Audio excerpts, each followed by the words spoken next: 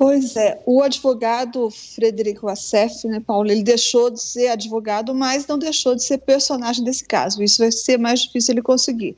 Mas começando do começo, ele conseguiu dar nesse fim de semana uma dúzia de entrevistas, né, sem responder a pergunta principal, que é o que o Queiroz estava fazendo na casa dele.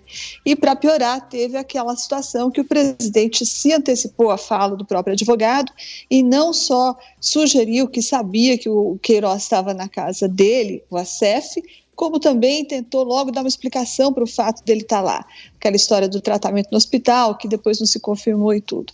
Então, essa declaração que o advogado fez de que está deixando o caso, combinado com o tweet do Flávio Bolsonaro, é evidentemente uma tentativa de desvincular os dois personagens, né, o Flávio Bolsonaro, aliás, os dois Bolsonaro, e o advogado e o Queiroz, mas é uma tentativa tardia, né? Tem celulares apreendidos, tem testemunhas que vão ser chamadas, vamos ver como é que fica. E o próprio Wassef vai ter que ser ouvido no final, afinal de contas, foi na casa dele que o Fabrício foi achado. Mas eu tinha dito aqui que eu iria contar algumas histórias de quem é o Frederico Wassef, e eu vou fazer isso agora, porque ele é uma figura muito interessante, Paulo. Ele é um elemento altamente instável, tem uma personalidade muito forte e ele sabe intimidar.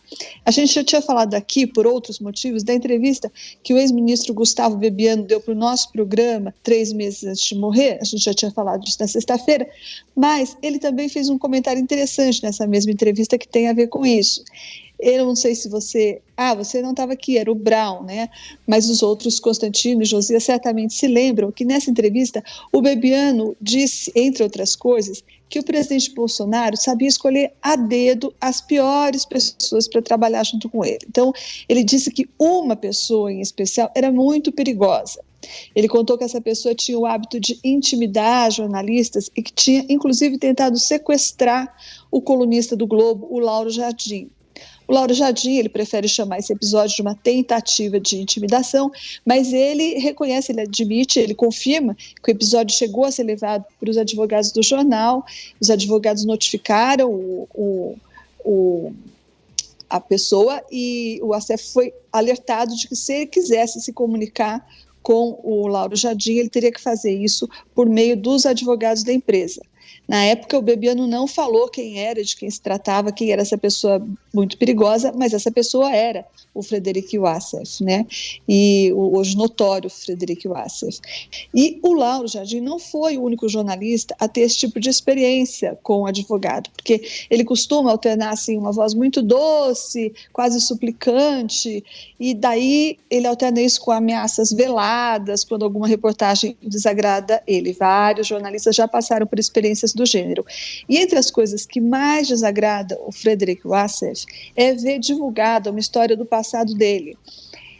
Teve essa autora chamada Valentina de Andrade, ela escreveu um livro chamado A Grande Farsa, Deus, a Grande Farsa, na verdade. E ela era tida como uma líder de uma seita chamada satânica, que em 92 foi acusada pelo desaparecimento e morte de uma criança lá no Paraná, em Guaratuba.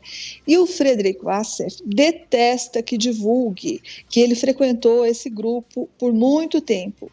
Ele frequentou de fato, há documentos que provam isso, inclusive um depoimento que ele foi obrigado a dar na delegacia policial por ocasião dessa investigação do assassinato da criança.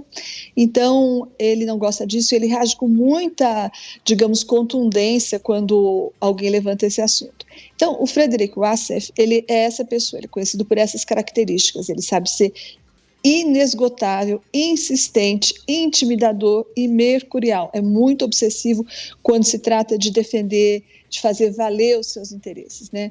Então, a gente vai ver agora como é que ele vai reagir quando os interesses dele começarem a colidir com os interesses dos Bolsonaro.